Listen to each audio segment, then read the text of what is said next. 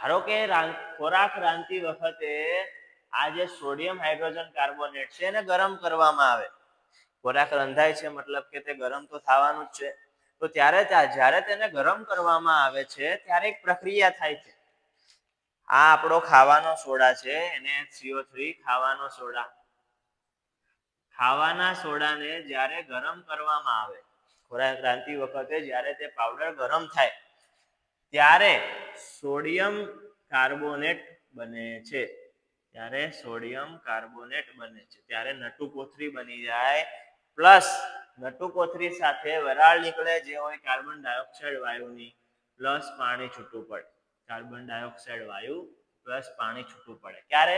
જ્યારે ખાવાના સોડાને ગરમ કરવામાં આવે ત્યારે. ખાવાના સોડા લઈ લેવાના, એને સીધું ગરમ ઉષ્મા આપવાની, ગરમ કરી દેવાનું, જેના લીધે સોડિયમ કાર્બોનેટ બને, કાર્બન ડાયોક્સાઇડ વાયુ બને અને પાણીનો અણુ છૂટો પડે.